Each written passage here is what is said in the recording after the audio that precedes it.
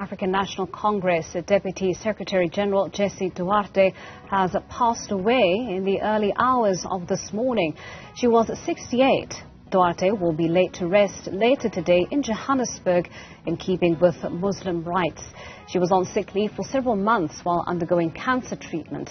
Duarte began her political career in 1979 after being recruited by Albertina Sisulu to establish women's structures in South Africa.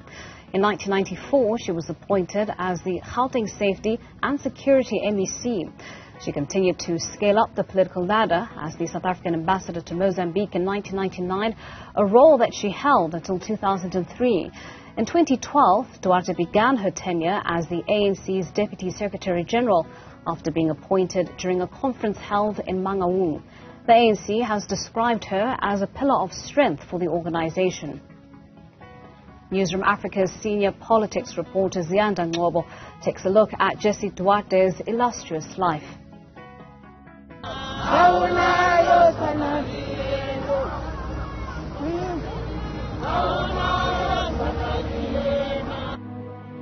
A stalwart of the movement who dedicated her life to fighting for the ideals of non-racialism and women's rights, Jessie Duarte can be described as a fierce activist who was dependable and loyal to her comrades at all times, even when it was unpopular to do so. We also undertook a renewal process of the ANC itself.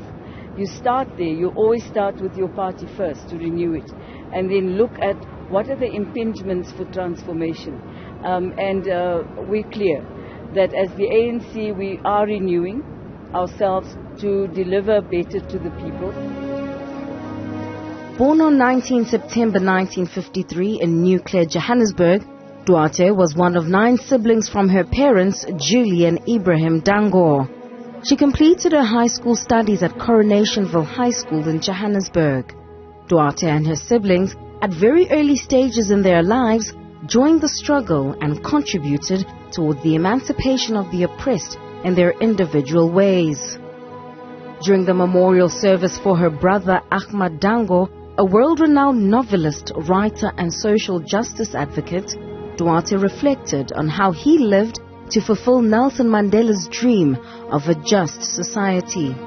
For him, development was a must.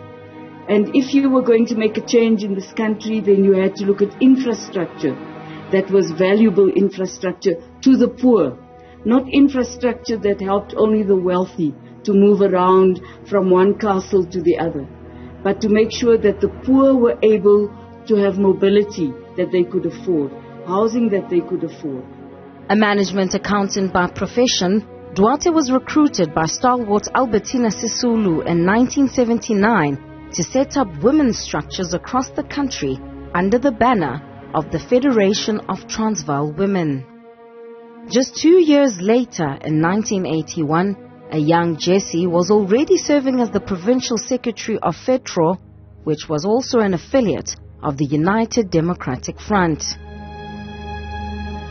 It was also during this time that she worked closely with Reverend Beyers Node to set up and administer a scholarship fund to educate and skill ANC and UDF activists with the aim of developing a progressive corps of public servants. In 1988, she was detained by the apartheid regime without trial and later released and placed under restriction orders until the end of the state of emergency. 2 years later, Duarte would once again be called upon by the movement to serve when she was earmarked by President Nelson Mandela to work with him as a personal assistant after he was released from prison. She served in this role for both Mandela and Walter Sisulu until 1994. South Africa is standing to be counted. The USA and its African American community in particular had played a critical role against our own struggle against the institutionalized racism of apartheid. We must as a nation add our voice in solidarity to their call that Black lives matter. People died in Phoenix. People of all national groups died in Phoenix. And people died in a way that was unacceptable to all of us.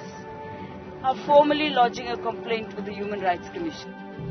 In the democratic dispensation, Duarte served in several capacities within the government and her political home, the African National Congress. This includes being a regional executive committee member in Gauteng, an MEC for safety and security in the province, serving as an ambassador in Mozambique, and becoming spokesperson for the ANC. Duarte was the only woman on the ANC's top 6 after the party's 54th National Conference held at Nasrec in 2017.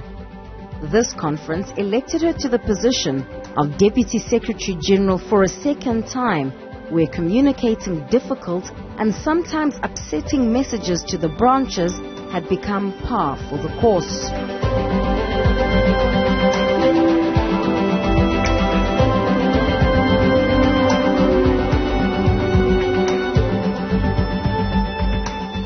This also includes dealing with disgruntled ANC staffers who were not paid for months by Luthuli House. We also say we acknowledge as a movement that the issues you raise, late salary payments, your provident fund not paid, your medical aid and other conditions of services are legitimate, and the movement must do better to ensure its staff are treated fairly. I'm sure this morning many of you received an SMS showing that your salaries were paid today. The current cash flow challenges faced by the movement is as a result of a variety of factors which, as you say, is really not your concern. In the latter parts of 2021, Duarte faced severe backlash and even death threats, seemingly from a disgruntled faction within the organization after the step-aside resolution was implemented. Not the Secretary General of the ANC, nor am I an acting Secretary General of the ANC. This saw Secretary General Ace Magashule suspended, and despite her initial denials, Duarte had served in this position in an acting capacity until her time of death. Duarte is survived by her 2 children. The longest-serving woman in the ANC's top 6 has now been called to her final resting place, but her legacy remains. For Newzroom Afrika on Channel 405, I'm Ziyanda Ngcobo in Johannesburg.